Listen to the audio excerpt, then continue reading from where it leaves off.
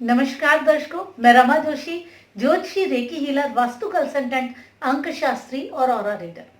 आज मैं आप लोगों से अपनी बात करूंगी, अपनी पर्सनल आध्यात्मिक यात्रा की बात करूंगी। बहुत सारे कॉल आते हैं, जो भी कॉल आते हैं बहुत बहुत प्यार आप लोग देते हैं अपने कॉल्स में। बहुत आप लोगों को अच्छा लगता है कि मैं आप लोगों को वो सारी चीज़ों के बारे में बता रही हूँ, आध्यात्मिक चीज़ों के बारे में जो मेरे अपने एक्सपीरियंस है, ताकि आपकी जो आध्यात्मिक यात्रा है उसमें भी आप लाभ ले सकें। तो मुझे बहुत अच्छा लगता है। तो हर एक पूछने की कोशिश करता है कि आप कब से ये सब कर रही हैं, आप कब से इन सब चीज़ों को फील कर रहे हैं।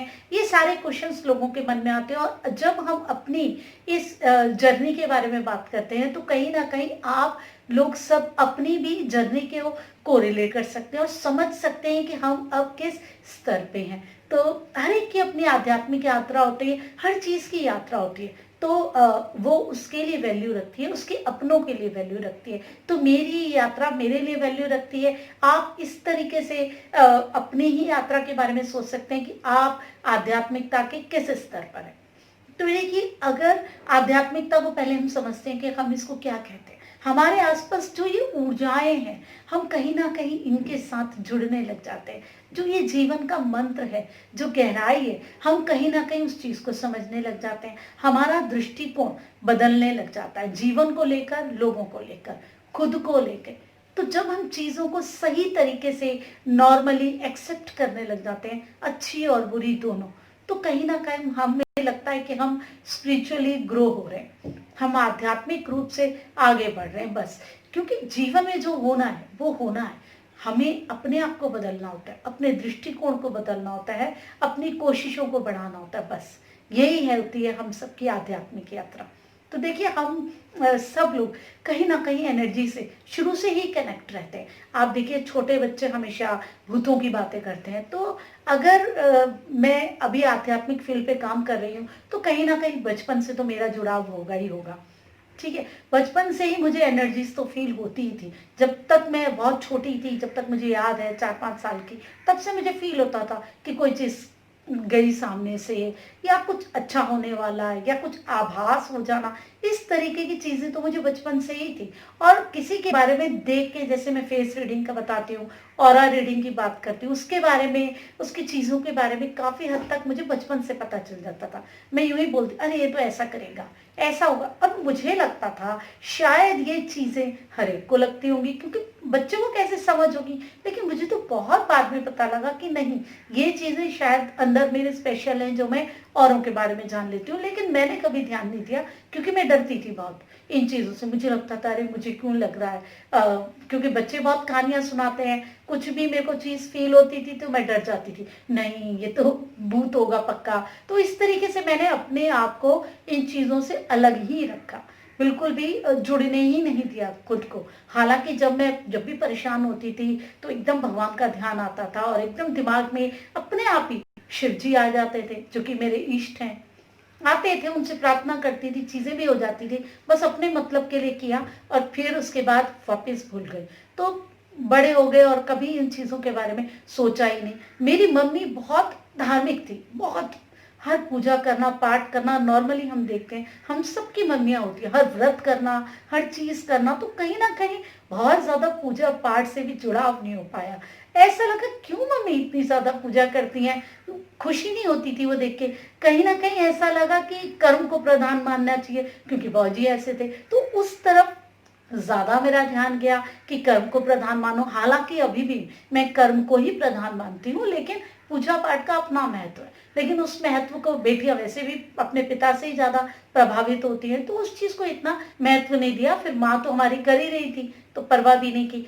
तो आप ये सोचिए कि मैंने कभी मैं ना मंदिरों में ज्यादा गई थी, और ये जो सब कुछ हुआ वो बहुत बाद में हुआ। आप ये लगा लीजिए, शादी भी हो गई, बच्चे भी थे, छोटे छोटे बच्चे थे, थोड़े बड़े भी हो गए बच्चे भी, तब तक भी बहुत ज्यादा इस चीज में नहीं थी। हाँ, ये ज़रूर था कि शादी के बाद पूजा रेगुलर मैंने अपने घर में शुरू कर दी, क्योंकि जो चीज़ हमारी माँ कर रही होती है उस चीज़ को हम फॉलो तो ज़रूर करते हैं। और कहीं ना कहीं डायरेक्शंस नहीं थी, क्योंकि उस समय तो की नहीं पूजा। जब मम्मी कर रही थी उनसे पूछें क्या कर रही है मम्मी, अपने हिसाब से करते रहे, पूछते रहे, बाकियों से पूछते रहे। हाँ, मम्मी से भी पूछते रहे, लेकिन वो बात नहीं होती जो हम सामने देख के सीखते हैं। तो ये चीज़ तो एटलीस्ट शुरू हो गई थी। लेकिन मुझे जो एक्चुअल जो मैं एनर्जी से जुड़ी, एक्चुअली जो मेरे को लगा कि हाँ मुझे इसी फील्ड में कुछ करना है, ये 2005 या 6 की बात है। पहले मैं दिल्ली में ही रहती थी, अभी बॉम्बे में हूँ। तो द्वारका में एक मंदिर है, राम जोड़ी मंदिर, सेक्टर 1 का पेट्रोल पंप है, उसके नीचे, फ्लाईओवर के नीचे। कोई जानता भी नहीं है ज्यादा उस मंदिर के बारे में। तो यूं ही हम अब द्वारका रहेंगे तो वहां भी मंदिर जाएंगे। तो मंदिर तो हर एक जाता है, नॉर्मल है। जब मंदिर मैं उस वाले में गई, उसमें शिव जी की मूर्ति है और बड़ी सी बनी है। उसे देखते ही ना मुझे अंदर से ऐसा लगा कि शिव जी कह रहे हैं मैं कब से तेरी वेट कर रहा था, तू अब आई है, इतने टाइम बाद आई है। और इतने टाइम बाद क्यों आई। एक अलग ही आकर्षण, एक अलग ही प्रेम और एक अलग ही सम्मोहन सा हो गया फिर मुझे। फिर तो बस एकदम जुड़ाव हो गया। मुझे कोई भी प्रॉब्लम होती मैं उस मंदिर में चली जाती, सॉल्व हो जाती। और तब से ही मैंने शिवलिंग पे जल चढ़ाना शुरू कर दिया। काला में एक छोटा सा पत्थर का शिवलिंग ले आई, गमले में रख लिया घर में। और फिर मुझे लगा ये तो बहुत बढ़िया है, सारे काम बनते ही जा रहे हैं। लाइफ में कोई प्रॉब्लम्स जितनी थी, हमें लगता है ये भी प्रॉब्लम है, वो भी प्रॉब्लम है, और सॉल्व होती जा रही है। मुझे लगा ये तो बड़ा अच्छा तरीका है, बिल्कुल एकदम जैसे पिता कहता है वैसी मुझे फील है। तो मैं करती जा रही थी पूजा और मुझे अच्छा लगा, रिजल्ट्स आने लग गए। मैं पूजा रेगुलर, फिर मैं जुड़ गई, ये कह लीजिए आप। उसके बाद मैं फुली कनेक्ट हो गई और मुझे कहीं ना कहीं वो चीज़ें जो मुझे आभास होती थी मैं उनका भी मीनिंग समझ गई, जो एनर्जीज फील होती थी मैं उनका भी मीनिंग समझने लग गई। कहीं ना कहीं मुझे लगा कि मुझे शायद इसी फील्ड में कुछ करना है। आप लोग भी देखें आपको कैसा लगता है। तो फिर उसके बाद 2010 में मैंने एस्ट्रोलॉजी की, जब मुझे लगा कि हाँ थोड़ा बच्चे अब बड़े हो गए हैं और कहीं ना कहीं मैं अपने लिए कुछ कर सकती हूँ, और मुझे ज़्यादा ही जुड़ाव लगने लगा इस फील्ड से। फिर 2013 में मैंने रेकी हीलिंग सीखी। तो रेकी हीलिंग तो पूरी तरीके से है ही एनर्जी, और ये आप देखिए कि पूरी की पूरी उसमें ही है कि आप मेडिटेशन इन्हीं से ही जुड़ी हुई है। और मेडिटेशन जो मैंने स्टार्ट की वो 2014 या 15 से की होगी, उससे पहले नहीं की। जो मैंने वीडियो डाली ना कि ये कि भाई ये जब मैं नहीं करती हूँ मेडिटेशन तो मुझे प्रॉब्लम होती है, तब से तो बिल्कुल मैंने बिल्कुल कभी छोड़ी ही नहीं। लेकिन अब मेडिटेशन भी मैं नहीं करती थी, वो भी मुझे करनी पड़ी। क्यों? क्योंकि मैं रेकी हीलिंग करती थी, तो मैं एज अ हीलर इलाज भी करती हूँ। तो जो अगर कोई बड़ी बीमारी होती है जैसे कैंसर है, तो क्या होता है कि वो नेगेटिविटी जो हीलर है ना उसके अंदर आती है, और वो उस चीज को अगर नहीं ले सकता तो उसको हेल्थ इश्यूज आते हैं, जो मैंने उस वीडियो में भी बोला। तो एकदम ही उसकी हीलिंग करी और मुझे एकदम ही लूज मोशन स्टार्ट हो गया। इतना ज्यादा मुझे ऐसा लगा कि मैं अभी चली जाऊंगी, ठीक ही नहीं हो रहा था। फिर मैंने कहा तो बड़ी प्रॉब्लम हो गई, और कैसे हम इसको हैंडल करेंगे ये प्रॉब्लम को। और फिर कहीं ना कहीं फिर मुझे लगा कि नहीं, मुझे मेडिटेशन करनी चाहिए, बैठ के ध्यान लगाना चाहिए, प्रार्थना करनी चाहिए भगवान से कि इस प्रॉब्लम से मुझे बचाएं। हाँ, बहुत ज़्यादा तबीयत खराब थी हीलिंग होने के बावजूद। फिर मैं अपने आप ही रात को ही बैठी मेडिटेशन में, और क्या करते हैं कैसे करते हैं, ज़्यादा गाइडेंस नहीं थी, वो मुझे धीरे धीरे फिर मिलती रही। मैं फिर किताबें पढ़ती रही, और फिर उसके बाद मैंने रेगुलर अपनी मेडिटेशन स्टार्ट कर दिया। और फिर मुझे पता लगा कि रेकी हीलिंग के साथ मेडिटेशन कितनी ज़्यादा ज़रूरी है। इसलिए मैं हमेशा आप लोगों को कहती हूँ कि ज़रूर, बस उसके बाद से आप लगा लीजिए, अब तो मैं रेगुलर मेडिटेशन कर रही हूँ। जितना आप मेडिटेशन करते जाएंगे उतना ही आप अपने ऊर्जा के स्तर को बढ़ाते जाएंगे। बाकी चीज़ें छूट जाए, जैसे हम खाना खा रहे हैं ना, फिलहाल तो मेडिटेशन ऐसी हो गई। तो देखिए, आप सब लोगों की भी अपनी यात्रा, और हम कहीं ना कहीं अपनी ऊर्जाओं से ग्रो करते रहते हैं, अपनी ऊर्जाओं को जोड़ते रहते हैं। देखिए, आपके कोई भी इष्ट हो सकते हैं, आप किसी भी धर्म से संबंधित हो सकते हैं। ऐसा नहीं कि हम हिंदू हैं तो हम ही स्पिरिचुअली ग्रो करते हैं। हर धर्म के लोग स्पिरिचुअली ग्रो करते हैं। जो भी आपके इष्ट हैं, आप जिस भी भगवान को मानते हैं, वही आपको उस यात्रा की तरफ लेकर के जाते हैं। क्योंकि जो हमारी एनर्जीज है, जो मेरी बॉडी का जो ऑरा है, जो मेरी एनर्जीज है, वो कहीं ना कहीं मेरे इष्ट से जब मैं मिली, मतलब वैसे भी मैं मंदिर गई हूँ, तो अपने आप ही उन्होंने मुझे गाइडेंस दी। तो आपको भी जो आपके इष्ट हैं वो अपने आप ही गाइडेंस देंगे। आप स्पिरिचुअली जब तक अपनी ऊर्जाओं के साथ जुड़ेंगे नहीं, जब तक मैंने मेडिटेशन नहीं करी तब तक मैं समझ नहीं पाई कि इस चीज़ का कितना फ़ायदा है और ये क्या है। जब मैंने रेकी करी तो मुझे लगा ये तो बहुत ही बढ़िया चीज़ है, और जीवन में मतलब मैंने सोचा भी नहीं था कि मैं रेकी को एक्चुअली ऐसे यूज़ करूँगी, बस एक अट्रैक्शन सा हुआ और सीख ली। फिर उसके बाद तो सारी चीज़ें जो रेकी के द्वारा होती गई और ज़िंदगी बदलती रही, तो मुझे लगा ये रेकी हीलिंग तो हर एक को जीवन में आनी चाहिए, क्योंकि ये ऐसी है ना कि आपके जीवन को बदलने वाली चीज़ है। फिर मेडिटेशन की तो मुझे लगा है वाह, ये तो और ज़्यादा बढ़िया हो गया।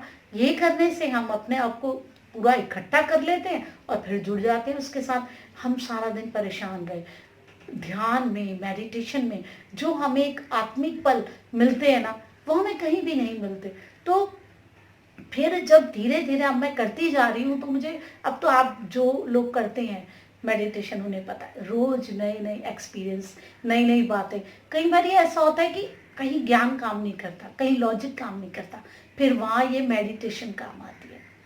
फिर आप ज़रूरी नहीं कि आप बैठे ही हैं, आप ध्यान ही लगा रहे हैं, आप कोई काम कर रहे हैं, अब ज़रा सा आँख बंद करते हैं, आपको समझ नहीं आ रही क्या करें, आप वहीं आँख बंद करते हैं, ज़रा सा आप खुद से किसी सवाल के बारे में पूछते हैं, अगर आपकी मेडिटेशन रेगुलर है तब आपको जवाब मिलने लग जाता है, आपको लगता है ये ठीक है। आपके जो मैंने बोला भी था अपनी वीडियोस में कि हमारे हर चक्र में एक एक स्त्री एनर्जी है, एक पुरुष एनर्जी, एक देवी है और एक हमारे पुरुष एनर्जी है, एक देवता है, वो बैठे हुए हमें गाइड करते रहते हैं। फिर आपकी एनर्जीज, मेरी एनर्जीज मुझे खुद ही गाइड करते रहती हैं। हाँ, मैं भी अगर अभी भी मेडिटेशन छोड़ूंगी या नहीं करती हूँ, तो मुझे भी ये मैं नहीं कह सकती कि हाँ मैं बहुत स्पिरिचुअली अपने आप को बढ़िया स्ट्रांग समझ रही हूँ, ठीक समझ रही हूँ। नहीं, मुझे भी करनी पड़ती है आज भी इस लेवल पे। हमेशा मैं रेकी हीलिंग करूंगी, मुझे पहले अपनी हीलिंग करनी है, मेडिटेशन करनी है, तब मैं अपनी क्लास ले सकती। कभी ऐसा है कि मैं अट्यूनमेंट कर रही हूँ रेकी हीलिंग की, और एकदम से अट्यूनमेंट करने के बाद मुझे ऐसा फील हुआ कि मुझे सर भारी लग रहा है, मुझे जुकाम सा क्यों हो रहा है। फिर याद आया कि मैंने अपनी रेकी हीलिंग सुबह आज की नहीं या मेडिटेशन नहीं की। फिर उसी टाइम में फटाफट अपनी हील करती हूँ, खुद को मेडिटेट करती हूँ, और वो सारी चीज़ वहीं ठीक हो जाती है। ऐसा नहीं है कि मैं ये चीज़ें कर रही हूँ तो मैं कहीं बहुत अच्छे स्तर पे पहुँच गई, बहुत महान बन गई, नहीं। जब तक मैं ये चीज़ें करती रहूँगी तब तक ही मैं अपने स्तर को ऊपर रख पाऊँगी। अगर मैं इन चीज़ों से कहीं ना कहीं हटूँगी तो धीरे धीरे वो लेवल अपने आप ही मेरा भी कम हो जाएगा। अगर हम आध्यात्मिक होना चाहते हैं तो हमें अपने लेवल को उठाना ही पड़ता है। अब जब मेडिटेशन करती हूँ तो बहुत सारे होते हैं, नए एक्सपीरियंस होते हैं, डायरेक्शंस मिलती है, मुझे पता लगता है कि मेरा एक्चुअल गोल क्या है, मुझे क्या करना है लाइफ में, क्या संभावनाएं हैं। कई बातें हमें सभी को ही देखिए पहले पता चल जाती है, इंट्यूशन लेवल हम सबकी वर्क करती है। तो अब जबकि मैं अपने आप को देखती हूँ कि हाँ आध्यात्मिकता के अब शायद मैं कुछ स्तर तक पहुंचने लग रही हूँ कि मुझे शायद थोड़ा सा सेटिस्फेक्शन हो रहा है। मैं ये नहीं कह सकती कि मैं अपने अच्छे लेवल पे पहुंच गई, लेकिन कहीं ना कहीं थोड़ा सा सेटिस्फेक्शन हो रहा है और लग रहा है कि हाँ शायद मैं कहीं अपनी ऊर्जाओं के साथ जुड़ पा रही हूँ। तो देखिए, आप लोग अपनी यात्रा के बारे में भी बताइए, मुझे कमेंट करिए, व्हाट्सएप पे नहीं डालिए, आप यूट्यूब पे ही आप कमेंट्स करिए कि आपकी क्या यात्रा रही है, आपके क्या क्या एक्सपीरियंस है, आपको क्या लगता है कि अभी आप अपनी यात्रा के कौन से चरण में हैं। अब मैं कौन से चरण में, वो मुझे आप बताएंगे कि मैं जिस तरीके से रेकी की बातें कर रही हूँ, एनर्जी की बात कर रही हूँ, मुझे नहीं पता कि मैं किस स्तर पे हूँ, लेकिन इतना पता है कि मैं जा तो रही हूँ उस तरफ। बस मैं अपने आप को नहीं नंबर दे सकती, क्योंकि मैं कैसे नंबर दे सकती हूँ, मुझे क्या पता कि आप किस स्तर पर हैं। क्या पता आपका स्तर बहुत अच्छा हो, क्योंकि मैंने नहीं देखा, आपके एक्सपीरियंस आप जानते हैं। और ये सब एक्सपीरियंस आप हर एक के साथ शेयर भी नहीं करें, क्योंकि जब आप मेडिटेशन में बैठेंगे आपको आपकी पास्ट लाइफ के बारे में भी पता लगने लग जाएगा, बहुत सारी चीज़ें आपको अपने आप ही पता लगने लगेंगी। ज़रूरी है कि इन चीज़ों को आप अपने अंदर तक ही रखें, चाहे कोई आपका कितना भी अपना हो, उसके साथ भी शेयर नहीं कीजिए, कोई कारण नहीं है। वो आप ही की यात्रा है, वो आप ही की एनर्जी है, उसको अपने अंदर ही रहने दीजिए ना। आप क्यों किसी से शेयर करें? तो अपनी यात्राओं के बारे में बताइए, सोचिए कि आप किस लेवल पे हैं।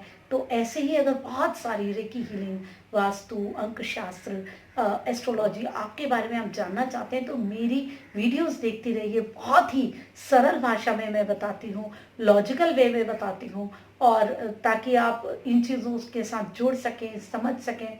ऐसे ही मैं बहुत सारी चीज़ें लेकर के आपके लिए आती रहूँगी। तब तक आप अपना सम्मान कीजिए, अपनों का सम्मान कीजिए। मैं रमा जोशी, नमस्कार।